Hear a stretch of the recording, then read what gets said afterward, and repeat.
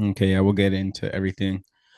But speaking of Freakazoid, bro, because we were just talking about the whole Diddy situation and how he had 1,000 bottles of lube and 1,000 bottles of baby oil. You know whose house like you would expect that to be at, maybe? Well, there's Deshaun. only a couple other people. Oh yeah, Deshaun Watson. Besides Deshaun, and we'll get into his. It's another thing that's funny about that. Deshaun wins, the Browns win, and nobody talks about the Deshaun Watson stuff. Have you heard one over the past few days? Anybody mentioned the case? The allegation went away. Nobody's mentioned the fondling of body parts or any other type of stuff at Massage Envy. And Hmm. then, excuse me, is that crazy? That's another thing I meant to put on the topic list, but that's insane. That literally Deshaun Watson wins games and people just forget about everything. Because I guarantee if they would have lost and he played like shit again, the biggest news story would have been Deshaun Watson's allegations and if the Browns should get rid of him. So Winning cures everything. it's honestly sick that all it takes for allegations to go away is just to perform. So yeah, that's honestly that's crazy because yeah, that's one thing that when I was writing out the topics, I was like, oh, I forgot to put it on there, but I was like, yeah, Deshaun Watson wins a game, and then everyone, all the talking points just magically just disappear into thin air. So we'll see next week if he wins, and then if they're gonna talk about it, or if he loses, and then they'll bring it back up. So that's kind of Yeah. one thing to watch out for. But other than the lube and stuff being at Deshaun Watson's house, um, another person who might have lubricants sounds like Shannon Sharp. Yeah. I forgot that was this past week, bro. But that was hilarious, bro. That was Yo, a funny day on social media. yo, I wanted to get I honestly I don't I don't believe he did it on purpose. I really don't. I know it's I feel like the consensus is like 75% believe he did it on purpose. Probably like 85% believe, probably like 95% of people think he did it on purpose. And then like I feel like I'm part of the minority who's like, nah, like I could see Unc, old ass might have did that on accident. But I could see that too. I'm not sure though. You had to gotta hit a lot of buttons to get to Instagram Live, like for it to be launched. yeah, but you can yeah, that's where like if it was just like a video he uploaded or something on accident on a story, that'd be a little bit more believable. I feel like, Like you gotta tap like at least three things to get to Instagram Live. and he said he's never went live before, so like they had to No. ask him like, "Are you sure?" Like, hey, by the way, this is a tutorial. By the way, put in your passcode again one more time, Shannon Sharp. And then so yeah, so it's kind of yeah, that does make it a little bit kind of iffy. Uh, but I was just looking at him on first take and I was just like, dang, like I want to let it go, but he's up there looking like a freakazoid. He looks like a freakazoid. I don't know what it is, man. I understand it's an accident, but the fact that it happened on purpose, that it got out, that you talking like that, bro, and that just the whole He's way it growling sounded, in it. He growling growling in is crazy. Yeah, that it must have been a it. full Just movie. like me, for real. Nah, bro, you better not be talking about that's my Michelle, bro. That is crazy. That's my Yeah, Michelle. yeah, that is. Yeah, That's so a I'm just looking. legendary line, bro. That is a legendary line. I feel sorry for any chick named Michelle now. But Hmm. yeah, that was just I was just looking at him on first take, and then he over there trying to look mad serious in the face. Yeah, Stephen A. Like it didn't just happen, and like it's just and his clothes is tight, so it's like just extra, just it. But we'll probably forget about it in a couple weeks. But just for a couple, he like I just wanted to like see what he looks like on like national television, and he was looking nuts. He was looking nuts post that's my Michelle. That just from first glance, first like immediate reaction. But like I said, that's probably gonna go away. Um, but yeah, enough of the freakazoid talk. Let's get back to what matters, the sports. The biggest news, Bryce Young has been officially benched by the Carolina Panthers after 2 games into his second year under a new coaching regime. His rookie year was horrendous. The head coach Frank Wright was fired 11 games into the season. They did so bad that they got the first that their record warranted them getting the first pick in the draft. But as we all know, they traded that number one pick the previous year to draft Bryce Young with Chicago. So, um, And DJ Moore. and DJ Moore, and DJ Moore, yeah, yeah. So, and And more. There was like more stuff included with it. It wasn't yeah, just there's a couple players who have been drafted that are they starters that got are, fleeced. yeah, they did get fleeced in a way. But what's your take on this? This isn't the regime uh who drafted excuse me, Bryce Young. So what is your take on this? Should Bryce Young have been benched 2 games into the season? It's tough. I mean, if you when you watch tape and you watch him live, like he doesn't look good. Like there's no other way around it. You can say that he doesn't have the talent that some other guys, specifically obviously gets the comps to CJ Stroud, given that they were 1-2 in the draft. He doesn't have the receiver talent that CJ Stroud has. He doesn't have the quality of coach he may have in D'Amico Ryans. Whatever the case may be, the fact of the matter is, like eye test wise, if you look at the film, you watch, you see all 22 clips, whether that's, watching yourself or watching on Twitter, like there's plays that are there to be made that he's just not making. Like plays that he made at Alabama where the whether it's just being accurate with the football, off scripts, things that he was able to do at Alabama that um led to him being the number one pick, that led to him led to people overlooking the fact that he's a small quarterback, 5'9", maybe 5'10" with some heels on, and 180 pounds if he's drenched in water, overlooked all those things and took him number one overall with other, more talented quarterbacks in my eyes that were available in that same draft class, and Stroud and Richardson and whatnot. So, I mean, it's tough. Like, obviously, his situation is not ideal, and you have to take that into consideration. Carolina is a dumpster fire. It has been for several years now, dating back to, the end of the Cam Newton era when they went 15-1 and had that Super Bowl run to come up just short. Ever since then, they've been pretty much a dumpster fire. They've had a lot of talent. They had McCaffrey, DJ Moore, what you name it, some quality guys in there that would have helped if they were still in the team. But they let him go for whatever reasons. And you're kind of seeing the repercussions. He doesn't really have many weapons around him. Um, so it's tough. Like I said, those things have to be considered, and there's not a lot of quarterbacks that would be in the Carolina Panthers situation and thrive. I don't think CJ Stroud would be playing at the level that he's playing at right now if he got drafted number one overall. Um, but yeah, but I mean, still at the end of the day, the film doesn't lie. Like he's not playing well. He's missing. There's plays to be made on the field, and so you could say he shouldn't be benched because obviously it's going to hurt his confidence, and it's going to be hard to recover from that sort of thing. But maybe he can go the Baker route and end up, finding his way down the line. It's possible. I mean, people wrote Baker off, and now look at him. He's playing at a top 10 level right now through 2 games in this season, and last year's success that he had. So we'll see what happens. I mean, if the coaching staff thinks that Andy Dalton gives them a better chance to win, like I necessarily don't think that's crazy to think. Like, I think that could very well be the case that right now, Andy Dalton gives the Carolina Panthers a better chance to win football games. And you could say, well, Carolina doesn't have any expectations. They shouldn't, be trying to win. They should be trying to develop.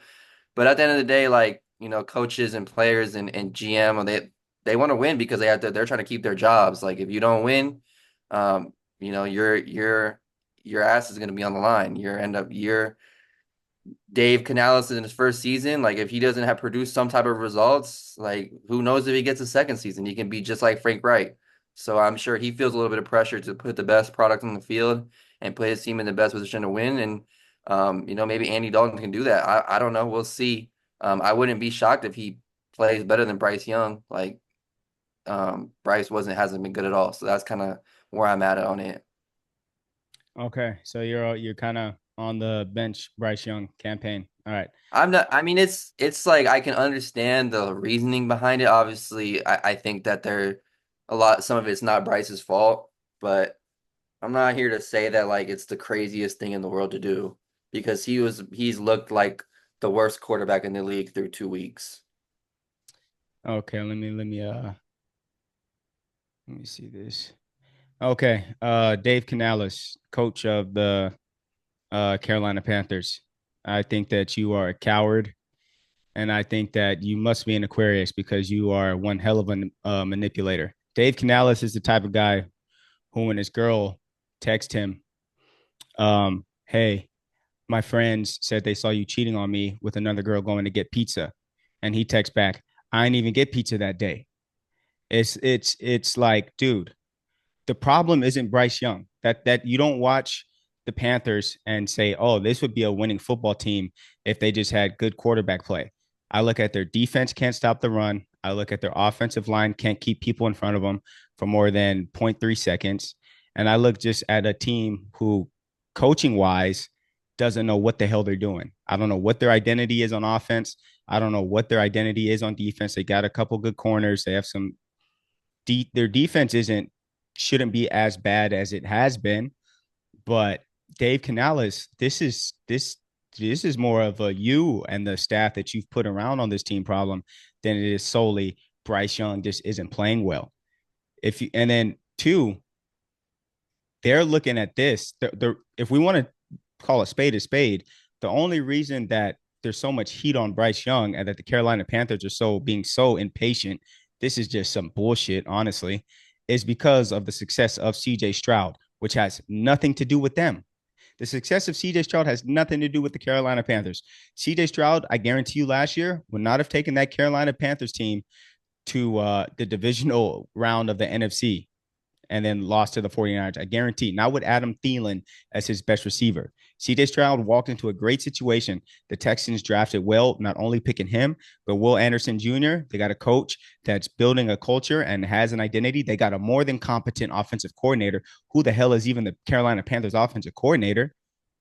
So I'm looking at this. It's just some blame deflecting bullshit. Listen here, man. You guys are 0-2.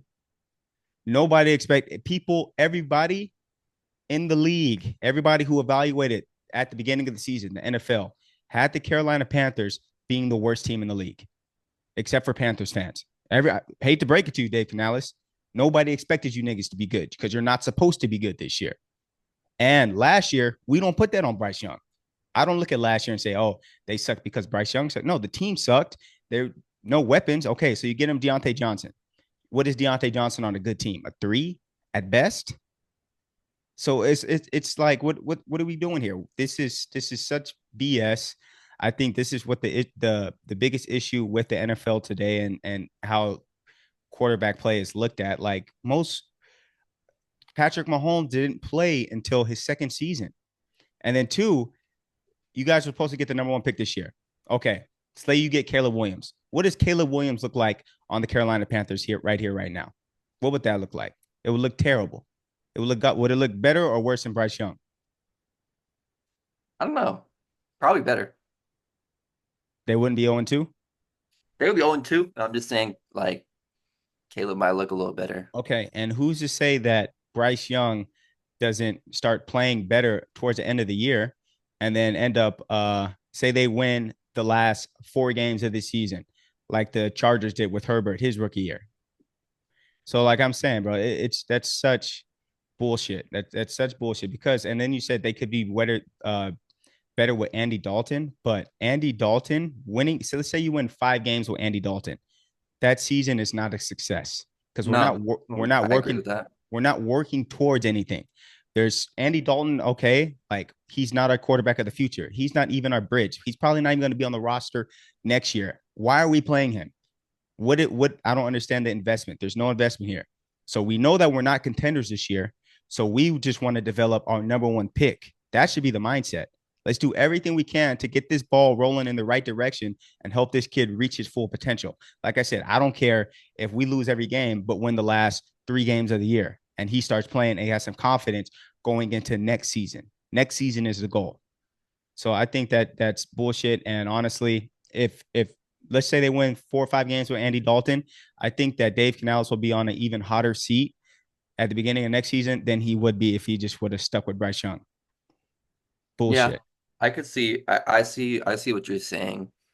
I just think I think you're a little bit understanding the fact like that Bryce has just played really poorly. Like despite the fact that his situation has not been good, like there are countless there's plays on the field going back to Sunday's game where like guys were open or reads were just awful on the field. Some of the decision making that he had, I saw stats that like the Chargers didn't necessarily generate a ton of pressure in that game. The Panthers, I think I saw a stat that was like this they were seventh in the league, like in some sort of like pass rush or something where so it was like his offensive line was a top half of the offensive line performance based on, whatever metrics were used last week, but that didn't translate into anything. They couldn't even muster they couldn't do anything. Like literally they had one drive the whole entire game that I can remember that was like and that was like the beginning of the second half. The first half was like some of the worst offensive play I've ever seen watching football in a long time. Like literally they had the Chargers looking like the 2002 Ravens out there Yeah. with Ray Lewis and Ed Reed flying around the field, couldn't do anything, couldn't do a goddamn thing, making Deion Henley look like Ray Lewis and making Elijah Molden look like Ed Reed back there. Like it Yeah. was insane. Yeah. So I don't know. Like it's tough. Like this, I agree with you that um, they are deflecting. They're trying to put the blame on Bryce when he's not necessarily the problem. But I don't think that he's the solution either, which is tough. How do you know? You're not giving him a chance to see if he's the solution. 19 games into a career is not enough to see if he's a solution or not. Johnny Manziel might have got more He's opportunity. he's not Jamarcus the Russell got more opportunity. he's not the solution with what players they have right now Well, on shit, the I don't. Well, I don't give a damn. We picked him first. We got to see.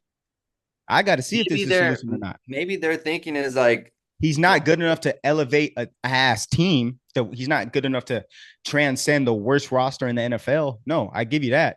100% he's maybe not. maybe they're thinking that him he'll benefit more from not playing than being out there No, playing with he did this that last year. sorry ass team and Can't do that. No, killing his confidence and doing all no, because that's not what the coach said. The coach didn't say that. The coach never said yeah, of that. He course. The came out and coach is said, gonna then no, if that's the case, that's what you say. So you're not breaking down his confidence. Not like, oh, this nigga sucks. Andy Dalton gives us the best chance to win.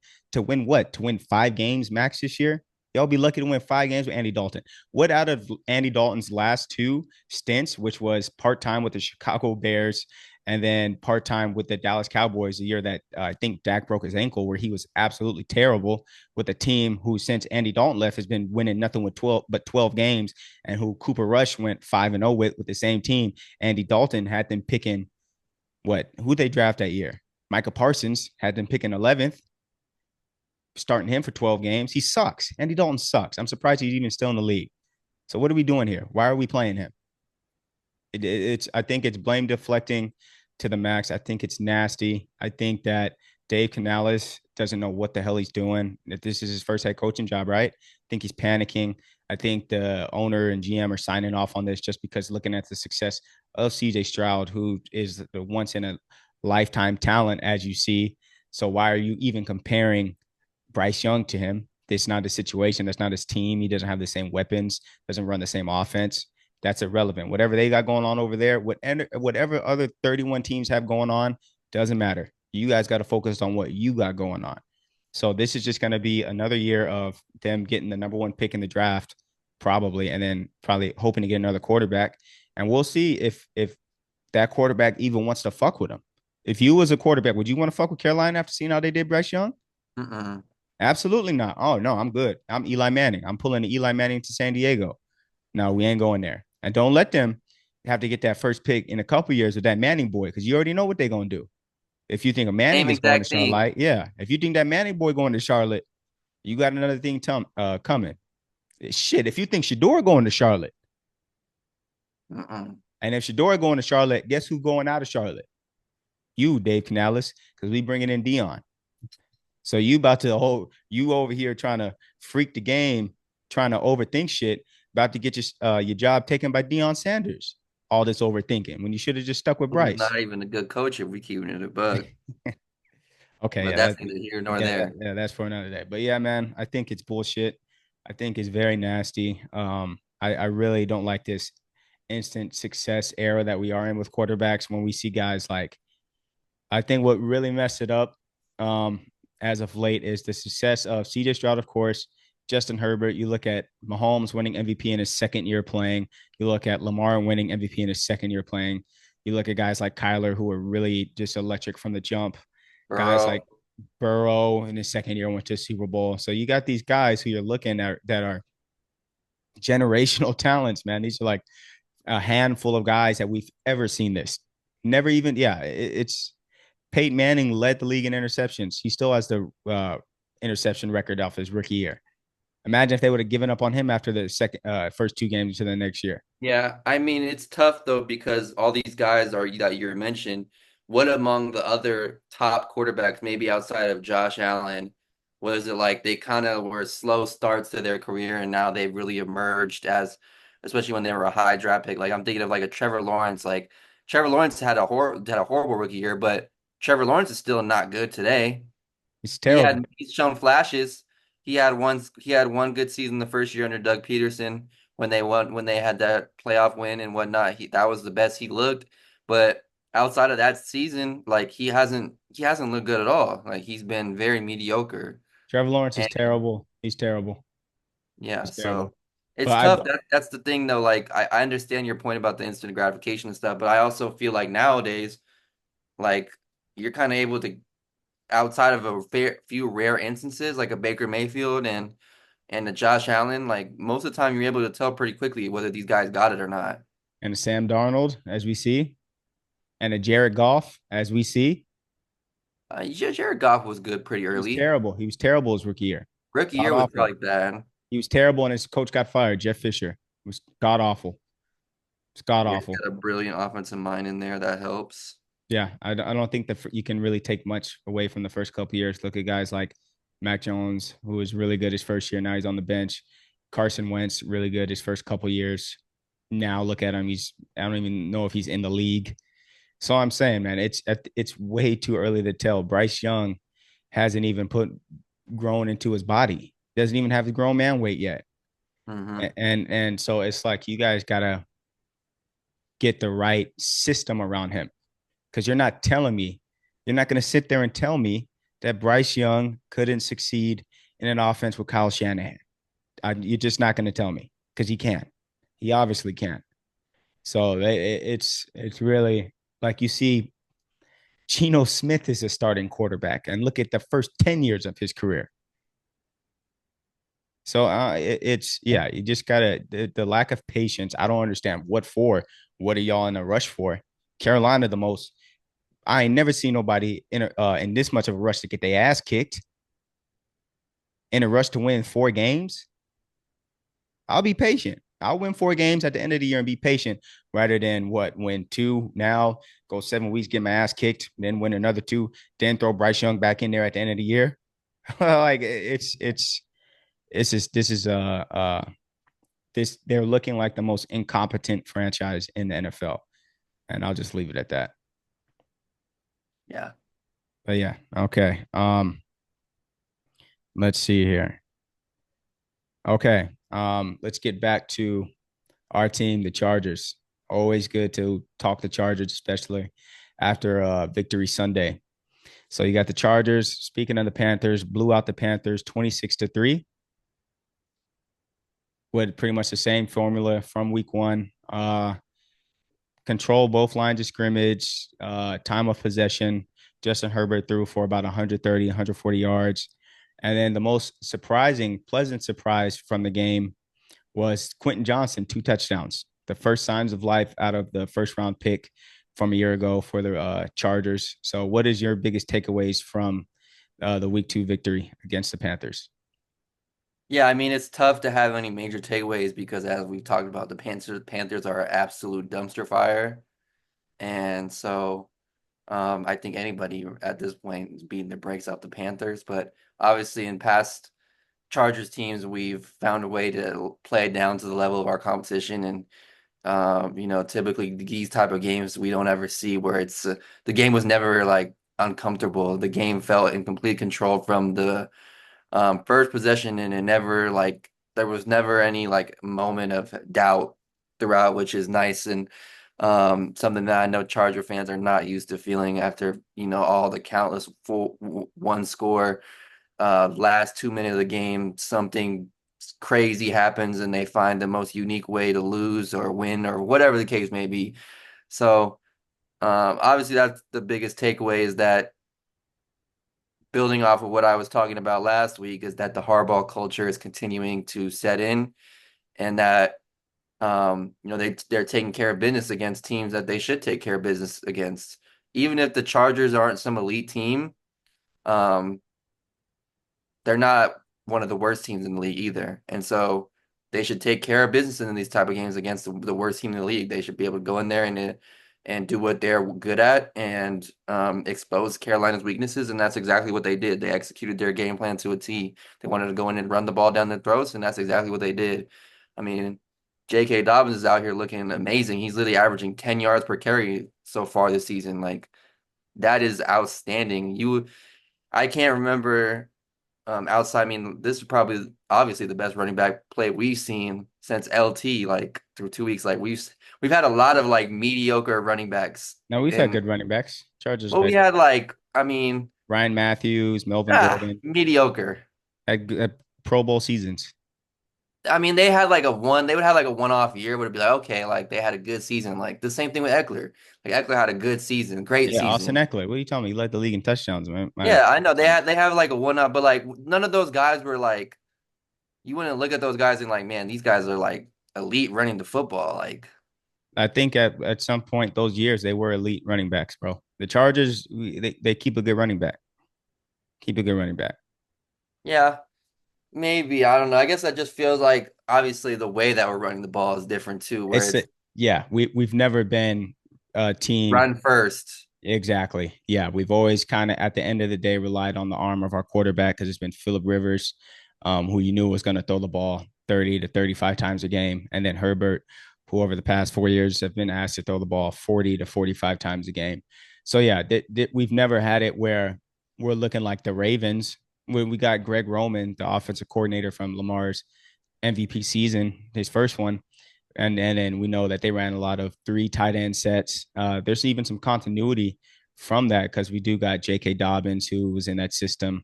Uh, uh, who's under Gus Edwards who's in that system. Hayden Hurst who was the third tight end in Center that system. Bozeman. Yeah, so we've got a lot of Ravens DNA throughout this entire roster, which kind of makes it a lot easier to transition into this kind of hard nosed way of playing. But like you said, the biggest thing that because you said there's not a lot to take away from, but you kind of went right into the point that I was going to make is that the Chargers took care of business. Like we spoke about this last week, the Chargers are notorious for uh playing to the competition of whoever is lined up across from them on that day. Like they could take the Chiefs to triple overtime and then the next week be in that same type of intense triple overtime game with your high school's junior varsity team. So the fact that they took care of business and stepped on the Panthers gave them no hope. I think, like I said last week against the Raiders, this is different. We're not beating ourselves. We're not making those mistakes. There's nothing that's saying same old Chargers. Another week, taking care of business in Carolina, a game that in the past we would have made a lot more interesting than it would have had to been where there've been stupid turnovers or penalties or kind of just not even showing up to play at the beginning, giving up a quick touchdown in the first quarter. Jim Harbaugh has these guys ready to play from the jump. So and he's quoted to saying, we're gonna see what we're actually made out of against the Steelers. So two and O teams, two teams who they show up. There's no surprise. You know what we want to do. We want to control the line of scrimmage on offense. Want to control the line of scrimmage on defense. Want to throw the ball max 20 to 22 times. Want to rush for over 150 yards and want to stop the run and get to your quarterback when you do have to pass. So this is going to be pretty much a game of who can impose the will.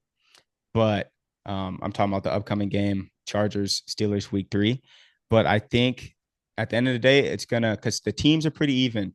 The Wills style of plays are pretty even. It's gonna come down to who has the better quarterback. Like I said when we played the Raiders, we have the better quarterback, so we should win this game.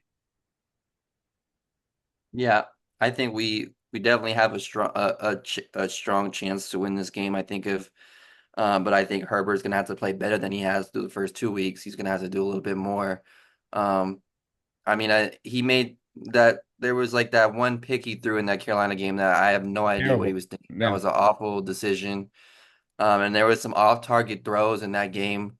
Like it was a pretty uncharacteristic characteristic Herbert game outside of like the touchdown he threw to QJ, and there was a few other plays in there that were good plays, but um he's going to have to play at a much better, higher level because I don't necessarily think that we're going to be able to run the ball as effectively as we did through the first 2 weeks because Pittsburgh is just a much better defense. They're more well coached. They're on their home field. There's just a lot of factors that I think, and with their game planning, they're going to, have more emphasis on stopping our run, knowing how effective it's been through the first 2 weeks. And given the fact that our receivers are still a question mark, even though QJ has played a lot better, he showed a lot last week for finally, and but outside of that, everything else is a little questionable, and even him himself is questionable still. Um, so I think they're gonna, emphasize stopping the run. So Herbert's gonna have to put more on his shoulders, I think, a little bit this game, not to the extent that he's had in past years, because defensively, we're playing at a much higher level, and I think we'll be able to hold our own defensively against the Steelers. But there are going to have to be moments in the game where he's going to have to use his legs. He's going to have to make plays. He's going to have to extend plays. Make sure he's wary of T.J. Watt and Highsmith and Cameron Hayward. I mean, they have a lot of guys up front that can cause some absolutely. issues in pass protection. So, I think he's going to have a not necessarily he's gonna have to throw for 300 yards and 3 touchdowns and all this stuff, but he's gonna have to, make more plays than he's had to do in the first 2 weeks, in my opinion, for the Chargers to be able to win this game. But going back to one other takeaway that came to mind to me also is a lot of how well all of our offseason additions are kind of mixing in, and just the fact that so far, like Joe Ortiz has done a great job of adding guys into the fold who I think it's have Joe all made Ortiz. positive. Huh? I think it's Joe Ortiz. I think Joel Ortiz is the rapper from Slaughterhouse. Yeah. Oh, really? I thought it was Horty. I don't know. Whatever, Joe. Whatever your last name is. Shout out to you, man. You've been killing it so far. Every pretty much every addition that he's made and person that he's let go, has been the right move. I mean, even when he picked up that Elijah Molden, after preseason ended, Elijah Molden steps in for the injured Alohi Gilman and we don't miss a beat. He literally plays at the level, if not better than Alohi Gilman did. Got the interception, was flying over the field making tackles. So those are things that like stand out to me is that um, he's finding guys that fit with what Harbaugh wants to do and with what the team wants to do, and those guys are stepping in right away and making instant contributions. Obviously, you got J.K. Dobbins, who's been one of the best, if not the best, running back in the league through 2 weeks. And then you got some offensive line guys. Obviously, Joe Alt's been amazing to so far through 2 weeks. Bozeman at center, holding down, replacing Corey Linsley, who was a big loss for us. Um, yeah, and I mean, there's other guys. Obviously, you got some interior guys like that. Puna Ford had an amazing week one. East. Yeah. Um, yeah, so Yeah, Bud there's Dupree who has some edge depth. He's played well. Denzel Perryman, bringing that physical linebacker into the fold next to that speed guy that we have in Dayon Henley kind of gives us a nice little 1-2 punch there. They both bring some different elements. Denzel obviously is great stopping the run and filling the gaps in the run and whatnot. While Dayon's more of a sideline to sideline type of linebacker, flies over the field and is able to make more of an impact in coverage. And then even like Christian Fulton, he's looked really good on the outside for us so far through 2 weeks. Um, so yeah, I mean that just stands out to me that so far so good in terms of the moves that the front office and Harbaugh have made so far. We'll hope that continues. If we'll find out just how good this Chargers team is over the next 2 weeks, though. Yeah, you got the Steelers and then Chiefs coming up. No, and like you said, yeah. Um, as far as next week goes, I know that Herbert has the high ankle sprain or something going on. Yeah, because he got rolled up on towards I think the third or fourth quarter, but stayed in there, so probably not practice much this week. But like you were saying, it's just because of the style of play. Like you talked about a couple of throws that made you go like, "What the heck?" That's not Justin Herbert. Justin Herbert's a guy who we've already said is used to throwing 40, 50 times a game. So kind of when you're limited to about 20 throws, kind of your rhythm could be off. If we're a 10 play drive, you're handing the ball off 6, 7 times out of that. And the other two are play action. So we got to kind of see how he adjusts to that. I don't really expect him to.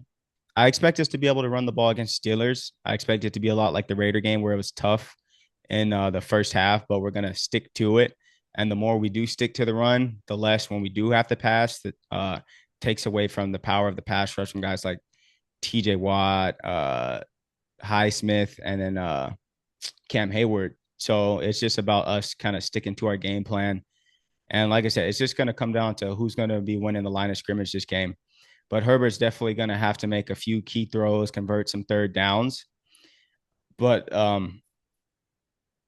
if Quentin Johnson can emerge to what he was drafted to be, which is a number one receiver, a guy who you can count on to catch 50-50 balls, a guy who you can count on to win one-on-ones on the outside and score 30-yard fade route touchdowns, a guy who can win jump balls, a guy who could catch a drag across the middle and go 16, 20 yards on third down and 6. If he can do that, I like what I saw a lot of our tight ends. I like this. He's huge. I didn't know that he's that big. Pause. I like what I see out of Dobbins, who's looking like the second coming of Maurice Jones-Drew. I like what I see out of McConkey, and then I like Palmer. So it's honest, if QJ can become a number one receiver, then pretty much we got darn near everything we need to make a deep playoff run. Yeah, I think that's definitely possible. That's a big if. I don't know if he's ready to step into a number one receiving role just yet, based on what I've seen. I mean, obviously the first touchdown was great, winning the one-on-one matchup on the outside against a good corner and JC Horn, and being able to track the football and come down with it. Obviously, that's something that's been a big struggle for him so far Went in to his go career get at it. this Yeah. point. We went to go get it. Um, Knocked JC Horn mhm, down trying to get that ball. mhm. Well, he was supposed to catch it over the shoulder. I want to see him catch a jump ball like this over someone or across the middle like this. Everything has still been within the chest. He's not using his frame, but we'll see as the season goes. If he's can do that, then the sky's the limit for him, man. Just because he's quick at 6'4", 230 pounds. He's very light on his feet. He's fast. Uh, so it's just mental. He's just got to just trust his hands. And I think Herbert, you see how with having a good coach, someone who believes in you, someone who brings that juice, lets you know you're that guy. Like a lot like how Tua was talking about with when Mike McDaniels came into town. You see the what's being poured into him from this whole culture, this team. You can already see it being affected how he's playing on the field. If we could get him playing with confidence, man, I'm telling you, the sky's the limit for this team. Just because his size and speed alone, he's an issue. He's fast and he's big, so it's just mental with him. We started off in before the season started saying, could this be the best rookie class of quarterbacks of all time? With Bo Nix, JJ McCarthy, who's out for the year now. Caleb Williams was expecting a lot out of him. Jaden Daniels. Who else is a rookie quarterback? Bo Nix. And then Drake May, who's not playing, who's sitting behind Jacoby Brissett, and rightfully so, probably. Um, so we've kind of seen that they're struggling. No rookie quarterback has thrown a touchdown through 2 weeks. I mean, passing touchdowns throughout the league are almost at 50% over the past couple of years. So I don't know what's going on, if the defense is getting more hip to these new styles of offenses or things are going back to run heavy. Um, but no quarterback has thrown for a touchdown yet. I think Bo Nix might have ran one in. I think Jane Daniels ran a couple in. Caleb hasn't scored any. So, what do you think about the future of these young quarterbacks? Do you think that they should already get benched, just like Bryce Young did, or can you still see them finishing off the year strong and still having good careers? What are you seeing? Yeah, I think it's too early after 2 games. I mean, obviously not everybody's going to come in and look like CJ Stroud, fortunately. Um, and sets the bar really high, but fortunately for Caleb and Jaden, they both have a win under their belt, so I don't think there's not as much of a negative perception as there was with the Bryce Young, where they just were awful last year, didn't really win, and now this year 0-2. Bo Nix, though, I don't know. His situation might get a little tricky because they have some options behind him and Stidham and Zach Wilson. Options. I mean, but way based on what I've seen from Bo Nix, like honestly, I was never a Bo Nix believer to begin with. I wasn't high on him coming into the draft. I didn't see him being a guy that a team should draft and build their franchise around for a number of reasons. Um, so I don't know. I mean, like he was supposed to be the quote unquote most pro ready quarterback because of his age and experience, and things like that. But he's come in. And, there was a lot of talk about his preseason and how good he looked in the preseason and training camp and all this. Sean Payton was gassing him up to the media, yada, yada, yada.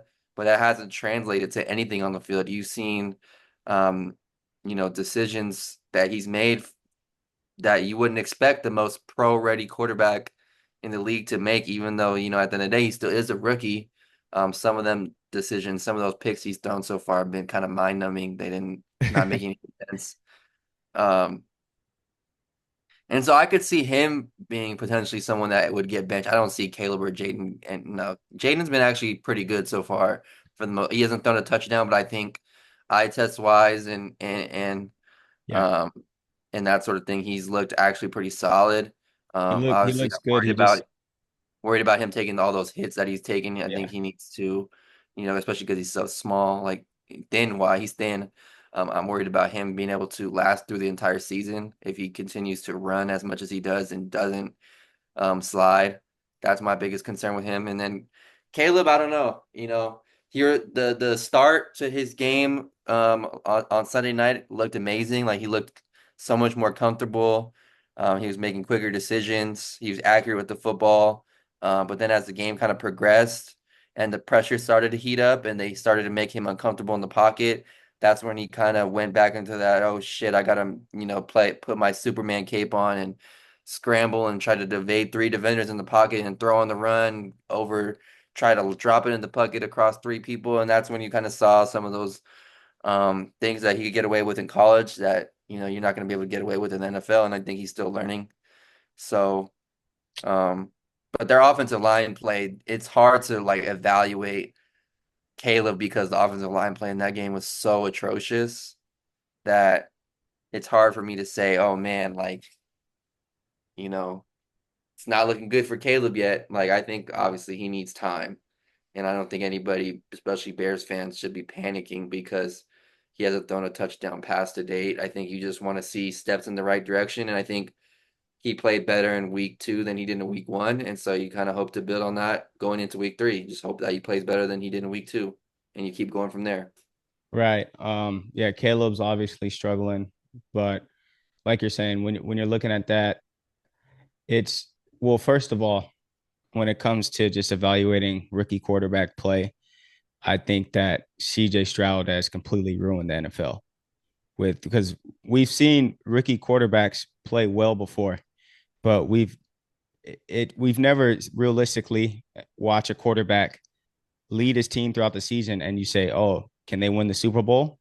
Like Brock Purdy was a rookie, but he was kind of in a solar system where we've named multiple quarterbacks over the course of the show who could uh produce and play well in that type of offense with Christian McCaffrey and Kyle Shanahan calling plays in that defense on the talent everywhere. So we don't look at that as rookie Brock Purdy leading the 49ers to the NFC Championship game.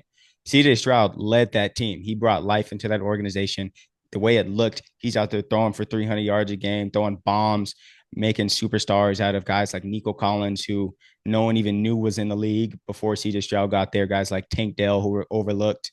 Uh, so we've never seen a quarterback come in his rookie year. We saw Mahomes do this in his second year, but in the rookie year and be a contender just off the gate. So now everyone's looking, testing quarterbacks on CJ Stroud, and I'm to blame too for this because beginning of the year we were talking about Caleb. You see that okay, this guy has all the talent in the world. He's got as much talent as CJ. Can he so and he's got all the weapons now. He's got even better weapons. He's got DJ Moore, he's got Keenan Allen. They drafted Rome Odunze number 10. They got Cole Kmet. They got the Bears defense. So you're looking at him and like, okay, he should pretty much pick up where CJ left off. He's good enough to do it. But no, there's a lot more that goes into it. Confidence, just and then it's just offensive line play, of course, culture. So you look at all that with Caleb. When I look at Caleb play, nothing really it doesn't look easy. Yeah, he'll get a couple 3-yard completions that really don't add anything to the drives in my opinion. Um, but it's the offensive line is so bad, and then the way the offense is schemed, it seems like Caleb is being asked to do a lot for them to get 10 yards on a play. Like there's never a play action, 1, 2 here across the middle, like you see in a lot of those West Coast offenses. The first read is usually it's everything looks contested out there. If it's past 5 yards, he's having to go through multiple reads. He's having to buy time. The offensive line is terrible. But two, I don't think that their offensive coordinator is really putting him in the best position to succeed. Yeah, I could see And that for sure. and then when you look at a guy like Bo Nix, I think Bo Nix can play. But they just lost to two teams that are better than them. They lost to the Seahawks, and then the Steelers are better than them. That we've already just finished talking about that defense. So I feel like it's a little too early to see there. And then pretty much I agree with everything you said about Jaden. Athleticism. I didn't realize that this guy could move the way he is, how fast he is. You see him running against fastest athletes in the world, and he looks even faster. But he does need to go down because he weighs a buck 75, and he's going to get hurt if he keeps saying, yeah, he needs to learn from RG3. Um, but yeah, he needs to learn how to slide. I think that this next week at practice, they need to bring in Baltimore Orioles coaches and Washington Nationals coaches and just teach him how to slide the whole week. Get So a slip and slide out there, man. Just yeah, get the slip and slide for Jaden Daniels before this guy's out for the year. Um, but yeah, so it's a little too early to tell. I do see promise with all three of these guys. I think Caleb's going to be a lot better towards the end of the year. The Bears aren't going to make the playoffs. They don't look like a playoff team in any shape of it. They have a playoff caliber defense, but their play calling is terrible. Offensive line is terrible. They can't really have a consistent run game. Not going to make the playoffs without a consistent run game and a rookie quarterback. So, yeah, I think that their coach is gone after this year, and they need to get an offensive minded guy in there, someone a real guru, someone who apparently just worked with either Sean McVay they or need to go get Kyle Shanahan. Ben Johnson from the Lions. Would Yeah, be a Ben Ben great fit. Johnson would be great. Or Um, the Texans offensive I was just coordinator about to say that I think that's the guy that you go and get. I think that's exactly who you go and get and pair with Caleb Williams. I think that's a no brainer. or Brandon Staley. No, you get Brandon Staley. There's a wonderful popcorn machine in the stadium. He can man it down all 17 weeks. Guarantee you he'll do it. But yeah, that's about all I got on the rookie quarterbacks. And then lastly, let's get it. Let's get it. Okay, let's talk about the 2-0 teams in the NFL and then the 0-2 teams in the NFL. I think the two, as far as look this up. 2-0 teams are going to be in the NFC. You got the Seahawks, the Saints, the Bucks, the Vikings, and in the AFC, you got the Chargers and Chiefs, the Texans, Steelers, and Bills. Steelers and Bills. Okay, so I'm gonna start with the NFC. Out of the Saints, Vikings, Seahawks, Tampa. Ooh, so those four teams. Not Obviously, the none. four you would expect. If you would have said those four were going to be the four undefeated teams, you would have been like, No, what? absolutely not. So the Vikings, I think they're going to taper off just because they have Sam Darnold playing quarterback. Yeah, I love the story. Yeah, he has all the ability in the world, but I just don't. He hasn't done enough for me to see that he can keep this up for the rest of the year. The Seahawks, I still feel like they might be the third best team in that division. I think the Cardinals are going to end up being better than them. And I think San Francisco is obviously better. I think, yeah, that's just a hard division if they're serious. Tampa Bay and New Orleans. So let's just group them up because they're in the same division. Yeah, who do you like more if you had to choose one between New Orleans and Tampa Bay? I would probably who scares me more. So who scares me more is definitely New Orleans. Just because they have one of those Kyle Shanahan guru type guys calling the plays on offense. They got Alvin Kamara. Shaheed looks like he's getting behind no matter who you put in front of him. Derek Carr looks like he's you see, you know that Derek Carr is more than competent of throwing the ball to open people. Guys are getting open and they have legit weapons everywhere. Um, Tampa Bay, watching them play, you're asking Baker to play mistake free football. I feel like more of it is on Baker's arm than it is everything else. Whereas the Saints, the offense looks a lot easier for Derek Carr to play in. I think it's more a more sustainable style of play versus asking Baker to run and gun and deal us. He's Baker's good. He's the man. He's got paid. He's their franchise quarterback. You got to respect it, clap it up for him. But if you're asking Baker Mayfield to will and deal you to a Super Bowl, just like last year, he's going to throw a pick on the last drive of the season for you. It's going to happen. So I feel like they gotta kind of take the ball out of his hands a little bit more if they want to be successful. But they don't have the team to do that. They don't have, I don't think, the offensive line to do that, or the scheme, or the running back to do that. Yeah. So Yeah, yeah, I agree with that. yeah. So I would say that New Orleans is probably gonna be the more they're probably gonna win that division. That's what it's looking like. And then as far as the AFC, Buffalo, you know they're legit. Houston, you already know they're legit. KC, you already know they're legit.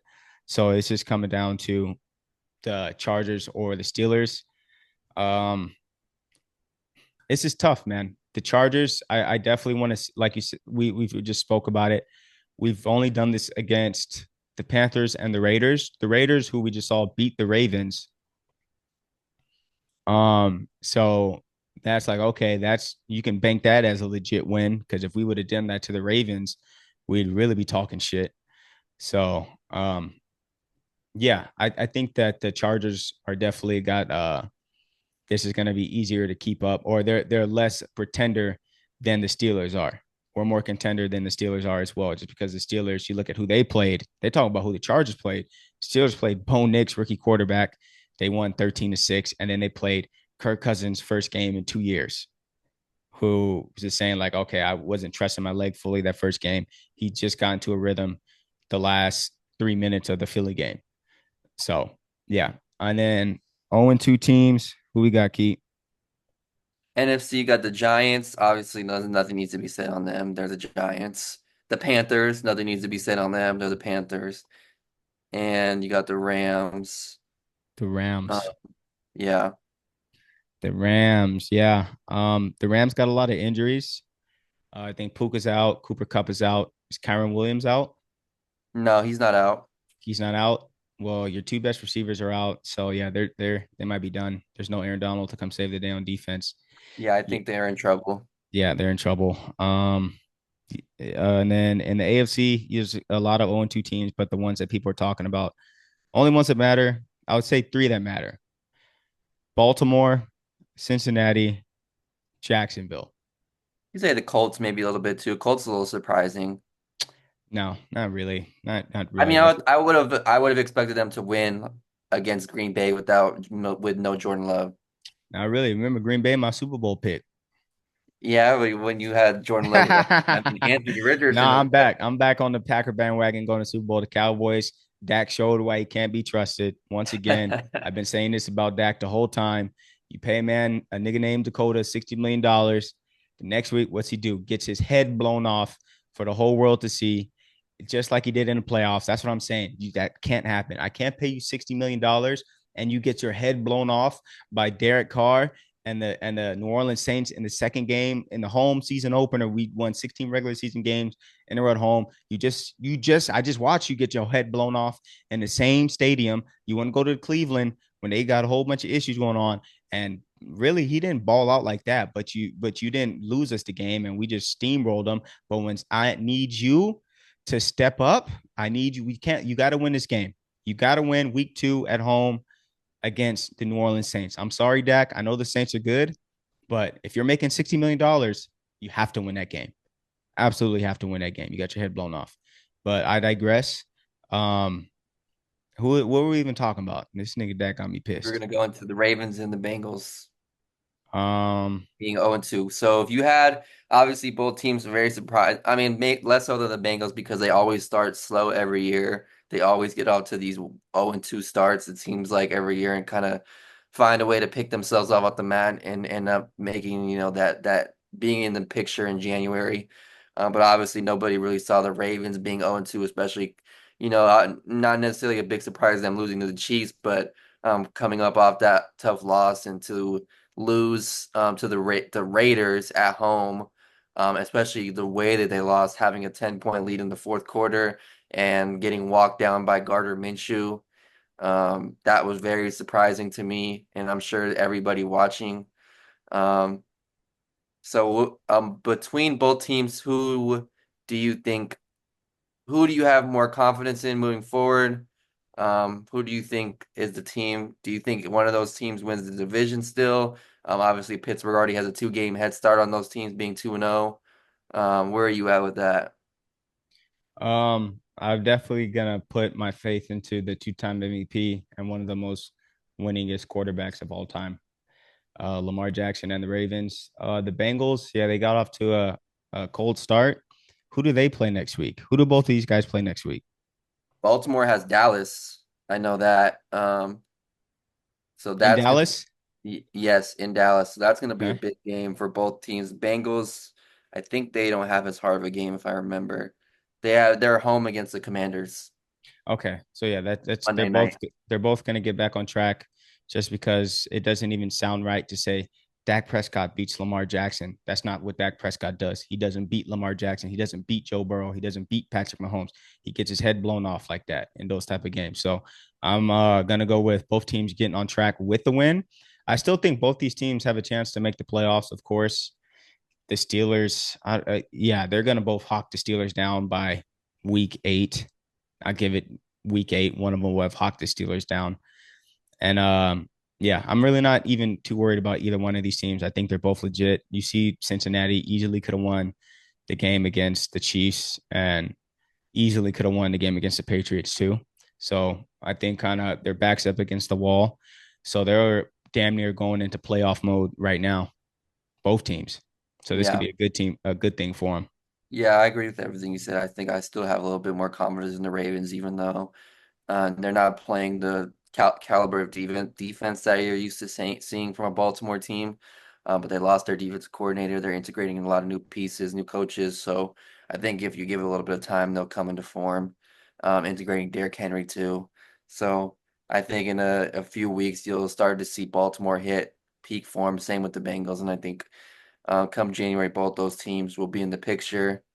But it is going to be tough because both those teams are going to have to see each other twice, and so you're starting to dig yourself a hole. So it is possible that one of those teams come end of the season is in the outside looking in. I wouldn't be shocked because it's hard for both those teams to come from an 0-2 hole, especially considering when you're losing games that should be easy wins on the schedule, like a Raiders and with the Ravens and with like a Patriots with the Bengals, because you're not gonna have that margin of error when as the season progresses and you're not facing that caliber of competition.